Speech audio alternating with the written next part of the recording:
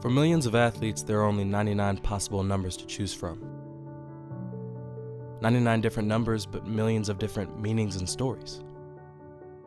Some are random, some idolize childhood heroes, and some are more personal.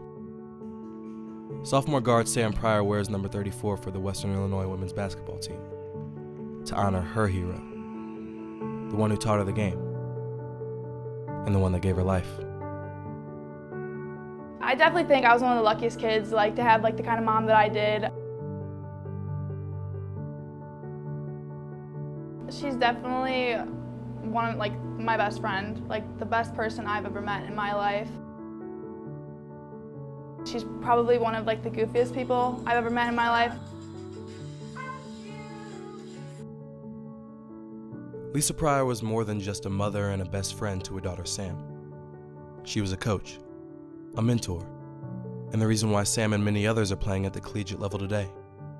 When Sam was in 4th grade, her mother took it upon herself to start a feeder program for girls to start playing basketball at a younger age. It was just all the girls from Burlington, and we would all go, and it was just a little feeder team, and we had different coaches. We were the orange team, we were the Orange Crush, and that's how I started playing basketball, and that's how all these other girls started playing basketball as well. And seeing Maddie playing at Quincy, and Becca playing at Elmhurst, and Kayla playing at Olivet, all of us started because my mom started that program.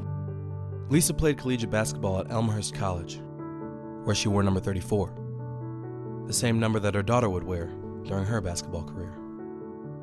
I always wanted to be number 34 in everything I did, and in middle school, I remember we were picking out uniforms, and I actually stiffed this one girl because it was supposed to be her turn to go, and I was like, is number 34 left? She's like, yeah, but I'm gonna get it. I'm like, no, you're not. And I cut her, and the girl was so mad at the time, but I didn't care. And ever since then, I've been number 34. I went in the equipment room in 6th grade, and I pulled the number 34, and I was like, this is my number. In the spring of 2009, Lisa began to get sick. By July of the same year, she was diagnosed with cancer, multiple myeloma, a cancer of plasma cells that attacks and weakens the bones, immune system, and kidneys. Throughout tough rounds of chemo and treatment, it was Lisa's positive spirit and attitude that never changed.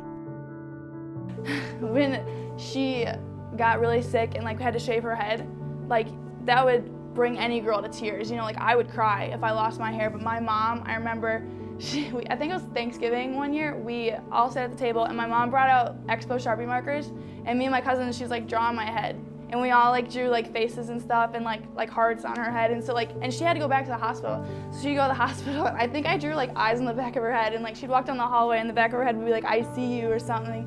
It was just that aspect of her, made her one of the best people I've ever met, the best person I've ever met in my life.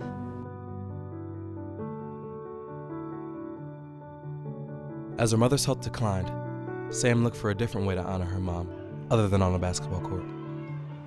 Something that was forever, and something that connected the two to the game that they loved. A number. I was I want 34 on my wrist. I don't want it big, but I want it where I'll see it every day. I didn't want it on my shoulder. I wanted to see it.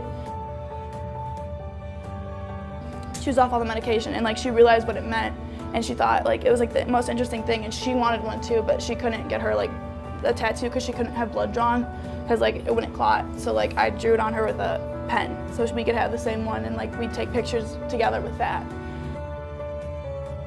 Now every time I go in a huddle, I look at it this is what I go up and say oorah with anytime we bring in a practice, this is the arm that goes up because so I could see her.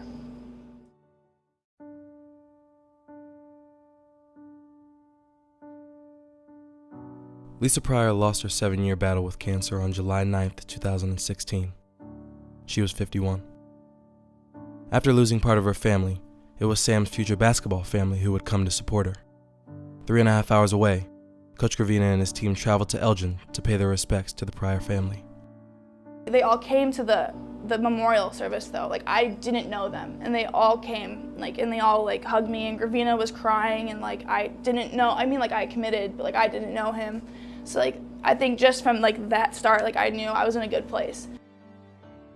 In her first collegiate season, the women were crowned Summer League regular season and tournament champions, highlighted by a win against a school she had previously committed to, in a game with a halftime score of 34-34.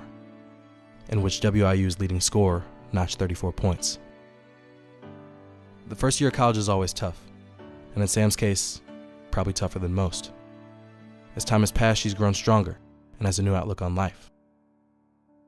And even though it's hard sometimes, she knows that she has the support of her teammates, her family, and most importantly, her biggest fan.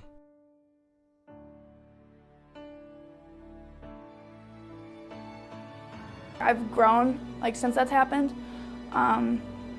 It's definitely made me realize how small certain things are in life. I pick my battles now. I don't let things that used to bother me. In high school, I'd care what a girl thought of my hair, and now it just makes me think that's the smallest thing, considering what is actually important in life. And I see there's more to life than basketball and sports. Honestly, how important your family is and how you can take it for granted because they're always with you, and they're not always going to be with you. I never thought about that. I miss her, and I hope she's proud of me.